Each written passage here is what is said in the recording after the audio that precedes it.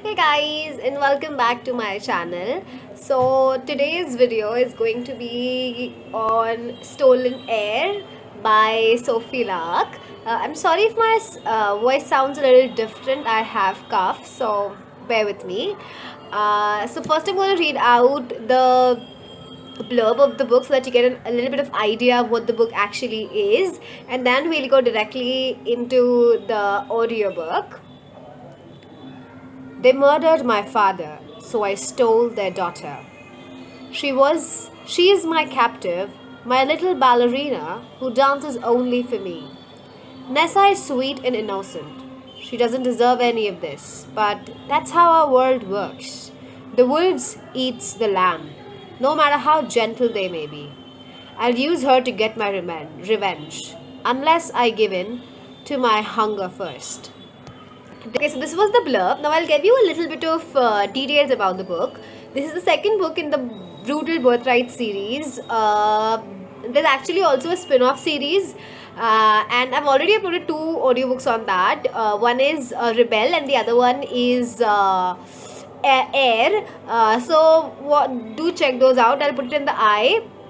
Also, this book can be categorized as, when the beauty beast meets the beauty, like the mafia meets the beauty, kind of.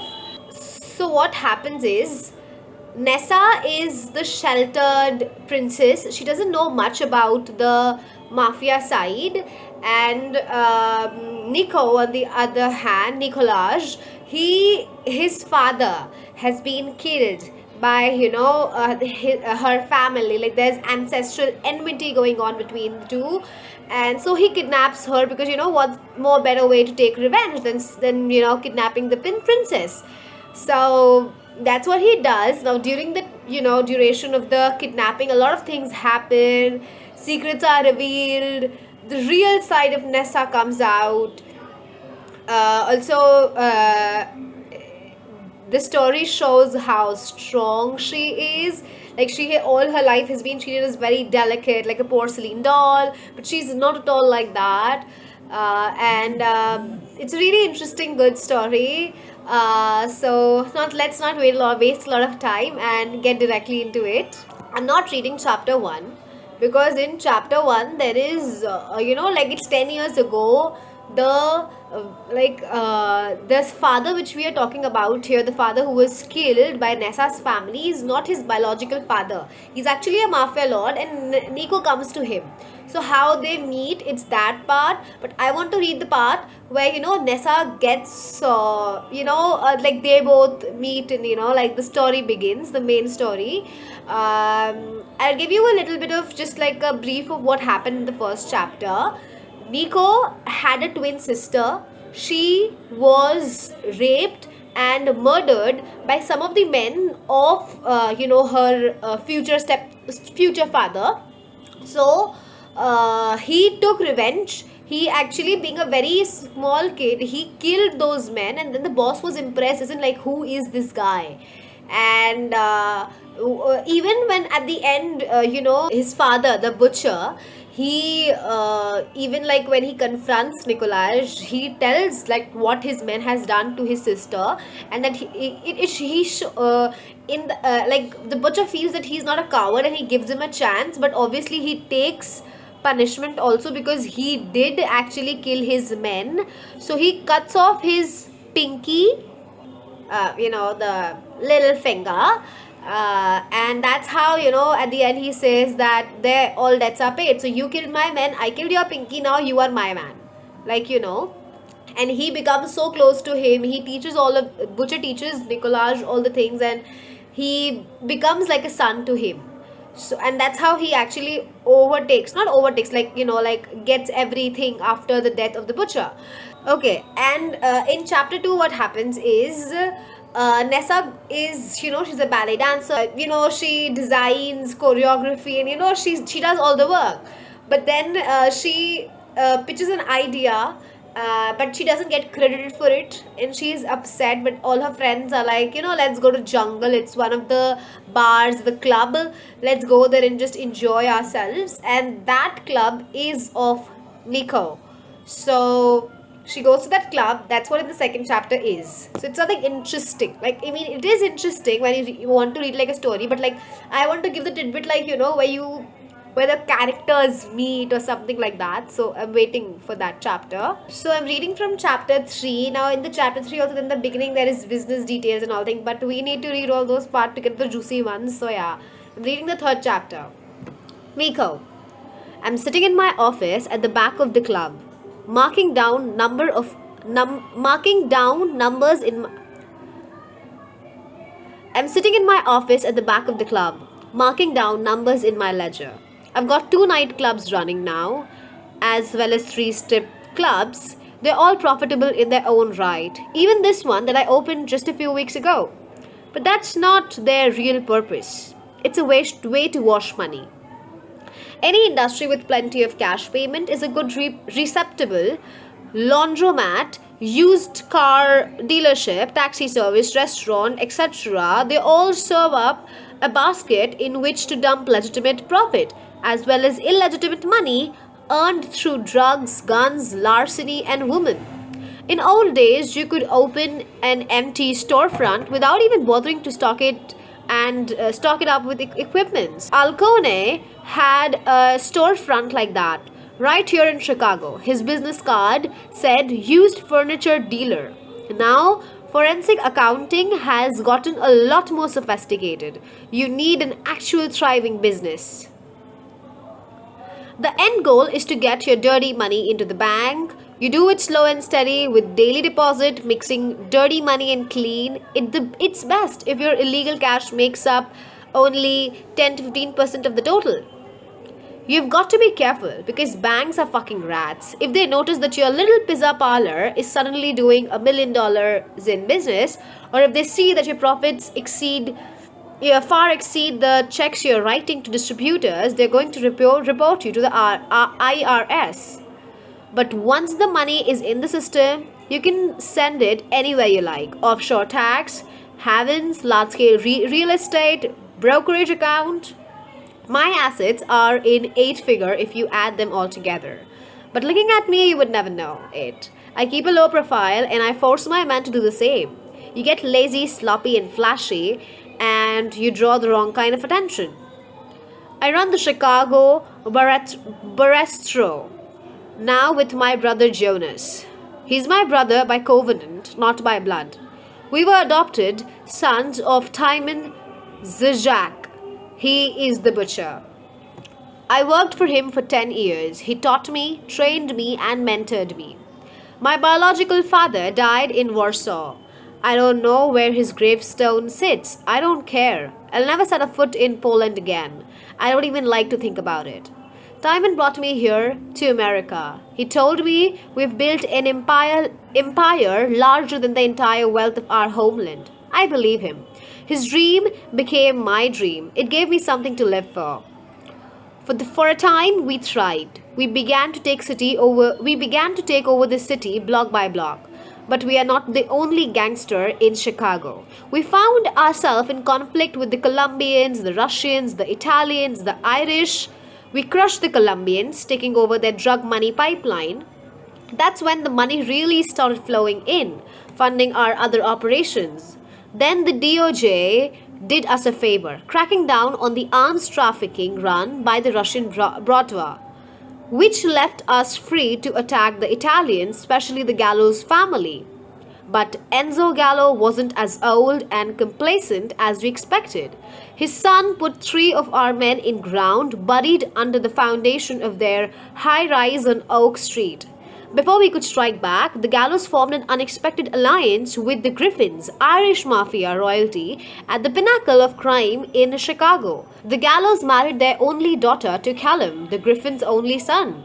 It was extremely unexpected, like an alliance between the Israel and the Palestine, or the cats and the dogs. That was perhaps when Timon made a mistake. He wasn't a man prone to mistake, but in that moment he acted rashly. When Ada Gallo and Callum Griffin came poking around one of our club, we drugged them and brought them back to an old slaughterhouse on the west side of the city. It was an impulsive decision, not planned out. It was done on Timon's order. Still, I blame myself for what happened. I had an AR trained on them both. I should have gunned them down without hesitation then and there. Instead, they escaped down the drainage pipe. It was humiliating mistake. Knelt down. I knelt down in front of Timon, expecting him to mete out punishment. In 10 years, I have never failed him so badly. He ordered the rest of the men out of the room. I closed my eyes, thinking he would bring his machete down on the back of my neck. This is the justice in our world. Instead, I felt his hand resting on my shoulder, heavy and without anger. I looked up into his face. In all the time I had known Timon, I've never seen him show hesitation or weakness. Suddenly he looked tired. He was only 58 years old, but he had been through dozen lifetime of blood and toil and struggle. Mikolaj, he said, you are my son and my heir. I know you will never fail me again. I had long since lost the ability to feel anything like love, but I felt the fire of loyalty stronger than love. Timon spared my life twice. He would never need to do it the third time. I felt reinvigorated.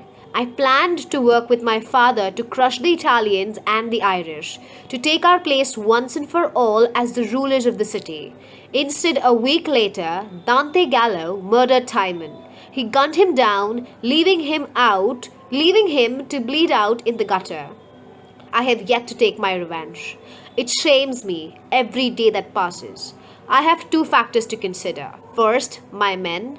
The Griffins and the Gallows combined are a powerful source. They command the loyalty of dozens of Irish and Italian families. If I attack them directly, I cannot hope to succeed. Not yet anyways. Second, I want them to suffer. I could kill Callum or Dante, but what would that accomplish? I want to break the entire empire down. I want to drive the two families apart, then pick off their members one by one. To do that, I need to find a weak point, their vulnerability.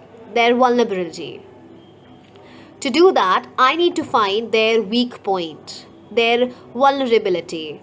So I have been watching and waiting, letting them think the Bratarsto are defeated, that they cut the head of the snake when they killed Timon. In the meantime, I run my business, I keep my territory secure, and I amass more money and power by the day. There's a knock on my door. It's Jonas. He enters without waiting, carrying a crate of Zubrovska, a Polish vodka. He pulls out one of the bottles, showing me the bright green label and the single blade of bison grass swimming in the pale amber liquor. Just in time, he says, grinning. We were about to run out.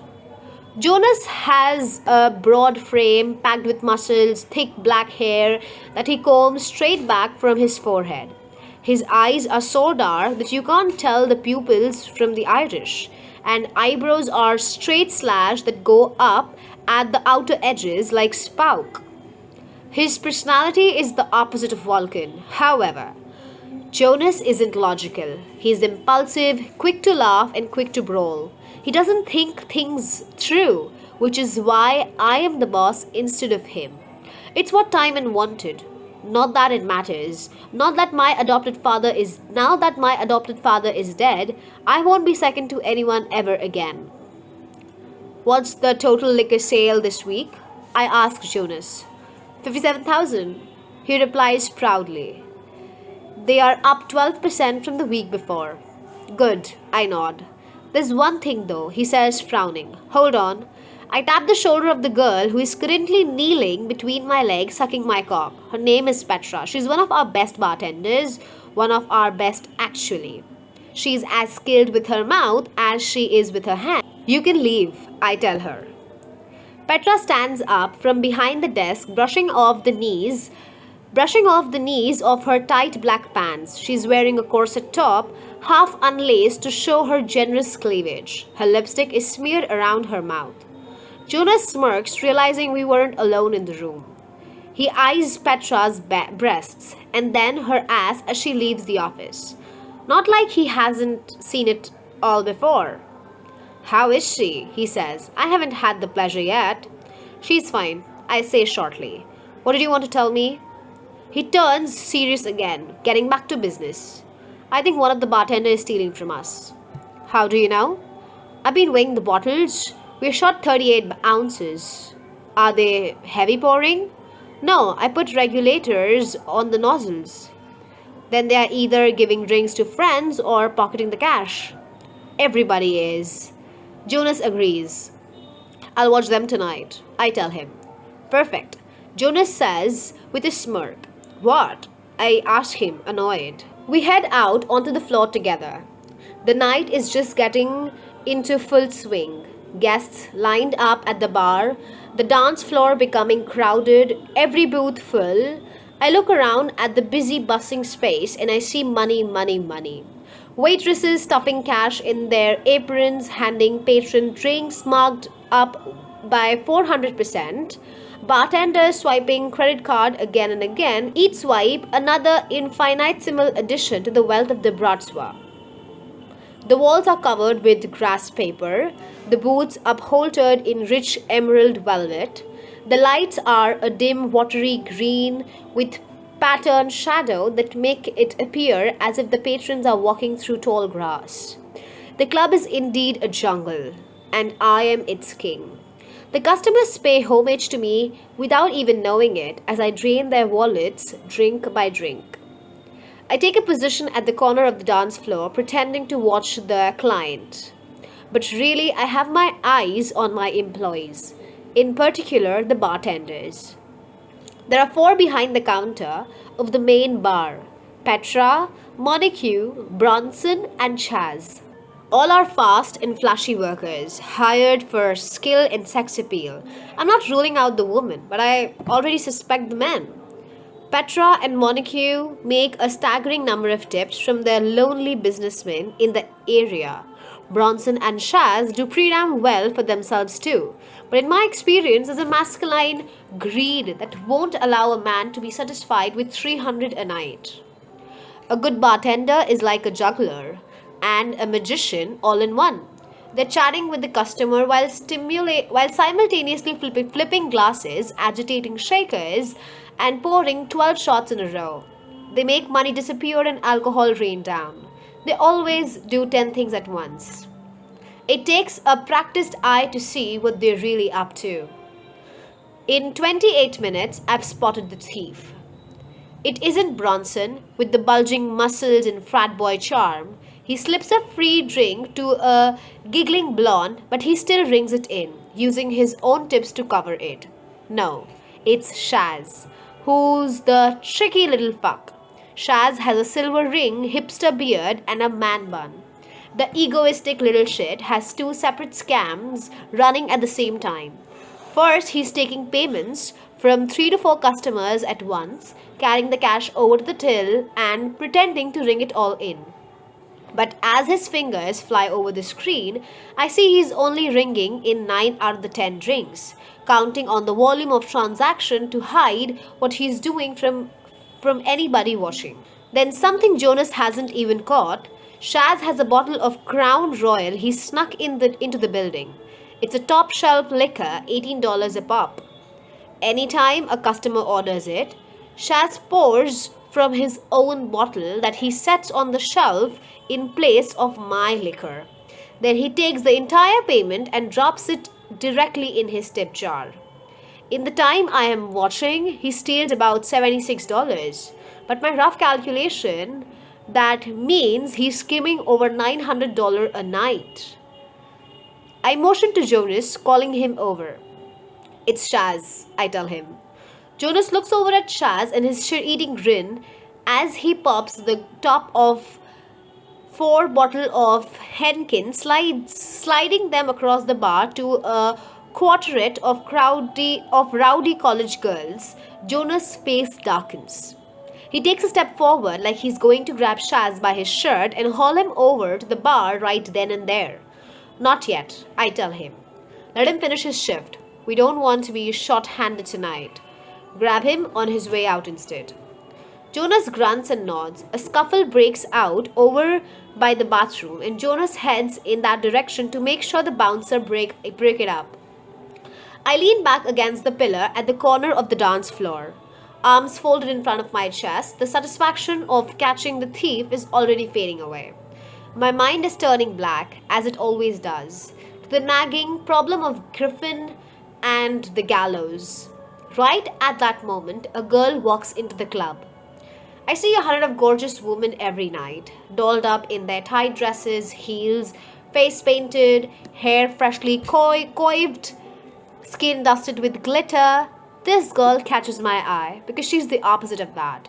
Young, fresh faced, so cleanly scrubbed that she's almost glows. Her light brown hair is pulled back in a simple ponytail. Her eyes are wide and innocent.